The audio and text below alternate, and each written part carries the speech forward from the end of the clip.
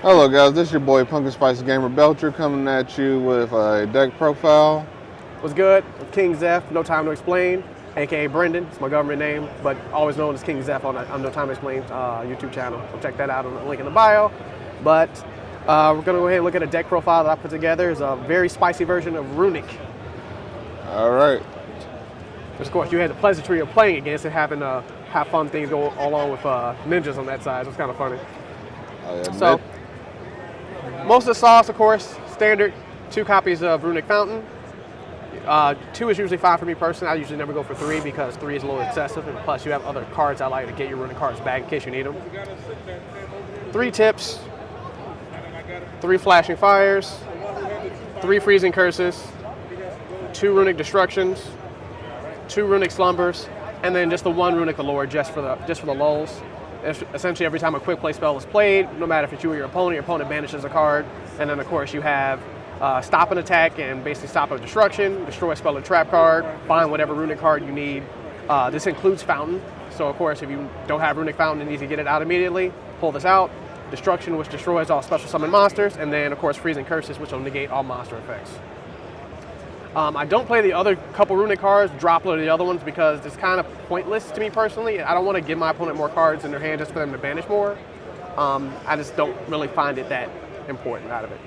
Next, of course, for the second set of engine, Kestira, 2 copies of Unicorn, 2 copies of Fenrir, 1 Scareclaw, 1 Ogre, 1 Riseheart. And then for the spells, 1 Pressure Planet Wraithsaw, 2 Births, and 1 Theosis. So why the Kestira engine? Kestira is always good whether you're going first or second, because if you're going second, Fenrir is pretty generic for everything. Allows you to essentially attack something and then banish something face down, or your opponent activates an effect. Same thing goes with Unicorn. Unicorn allows you to fish for your Theosis or your Birth, while also stripping away monsters out of the extra deck. So it gets rid of your SP Little Knights or anything devastating. If you're playing against Tempai, get rid of Trident or one of their dragons. Or in your case, your ninjas, because they're crafty and one, especially unless you attack directly, you definitely want to get rid of that one. Okay. The other ones are more or less utility, because if you get Riseheart, you have stuff to banish, whether it's Ogre or Scareclaw, and then Birth allows you to resurrect anything that's in the graveyard or banished, and that's pretty much how you're going to keep it on that one, as well as follow the standard XC summons that I'll show in the extra deck in a moment. And then we're going to get into the special stuff. This is the unorthodox stuff, and this is what throws everybody off the line. 1 copy of Gadget Trio, 1 copy of Silent Swordsman Zero, 1 copy of Silent Magician Zero, 2 Gandor Gs, Turn Silence, 2 copies of Future Silence, and then 2 Shining Sarcophaguses. This is where the magic happens. This part of the engine and everything is really designed for if you want to attack for game, or you want to do a board wipe or kind of maintain things on the board. This is perfect for that. The downside to it, of course, we're playing Runick. We use the battle phase a lot, but every single turn, each of the cards are getting repetitively stronger. So if you don't already know about the Gadget or the Shining Sarcophagus creature, the Yugi monsters, Gadget Trio essentially allows you to pull Shining Sarcophagus from the deck, which would be the 2 right here. Once you play Shining Sarcophagus, it can't be destroyed by monster effects, so they have to use a spell or trap card to get rid of it. And then it also allows you to pull any card that mentions Shining Sarcophagus. So any of the spells, any of the monsters, which 9 times out of 10, you're going to pull Gandor G to special summon it. This card, when you pay half your life points, it's a complete board wipe. It destroys every card on the field, spell and trap on both players' field, and then banishes them.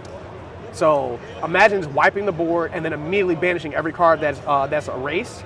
And then on top of that, you get to special summon from the deck any level 7 or lower monster that mentions Shining Sarcophagus, and then it gains levels based on the number of cards that were banished.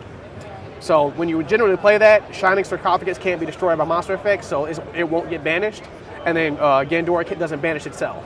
So you play that, wipe the board. Let's say on average you're wiping 10 cards.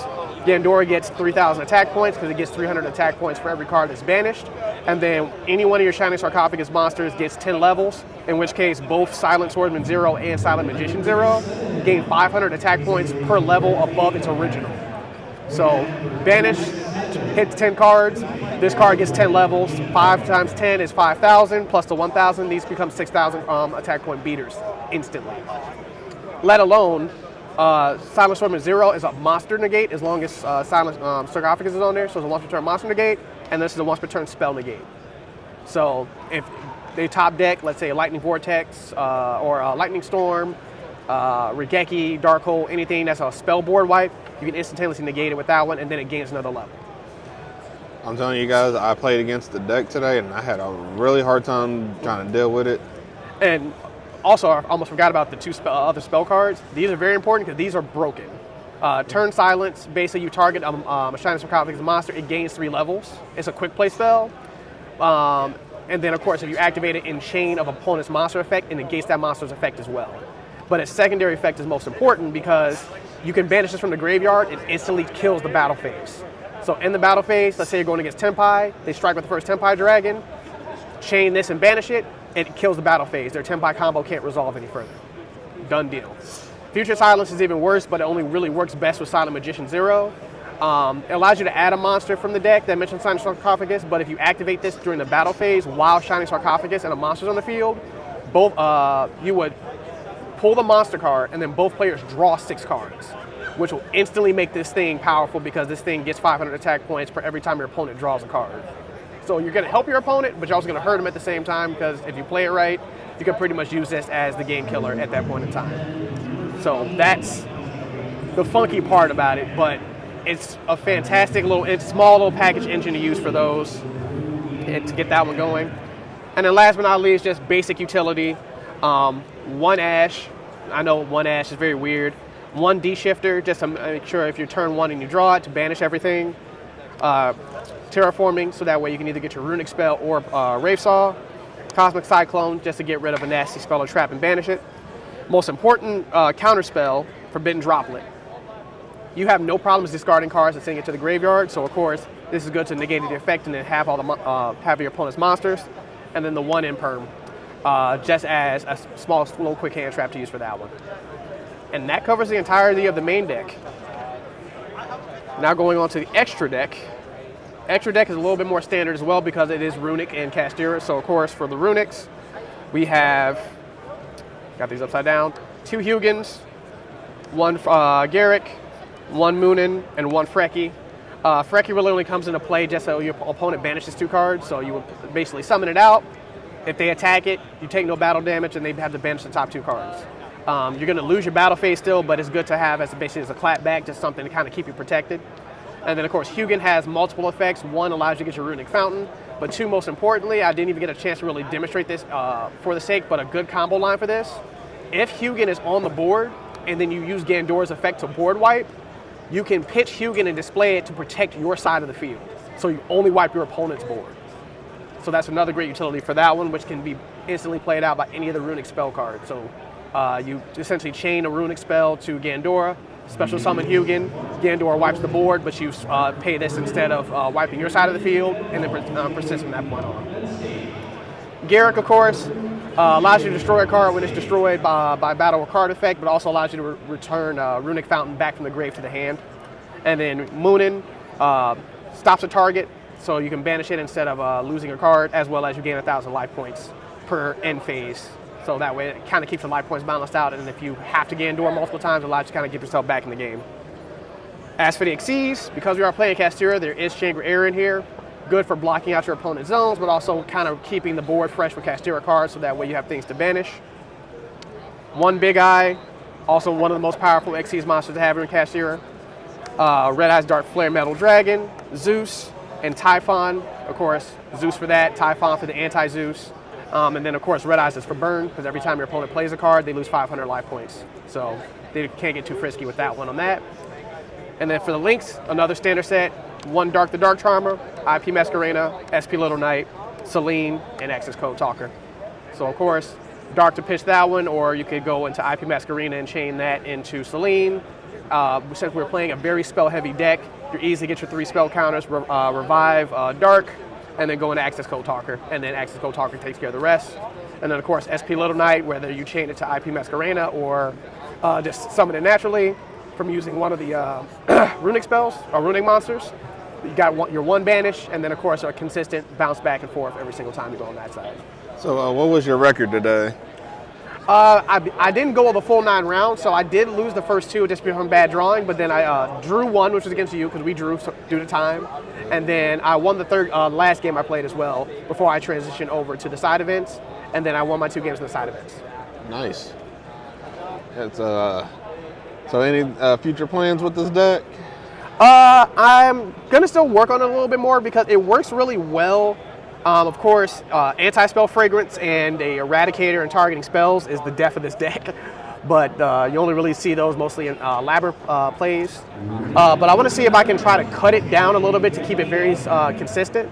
But one thing that you encountered this as well is that it's very anti-spell traps. It plays through pretty much anything that you want to. If you have any combination of runick stuff, Castera, and then any of the Shining Sarcophagus stuff, you can play through Imperms, you can play through Ash, you can play through Ghost Ogres.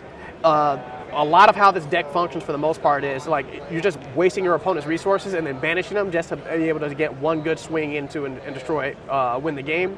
But also allows you to at least get some different combo lines off. So if your Castera combos start failing, you can resort on your runic combos to try to draw more cards.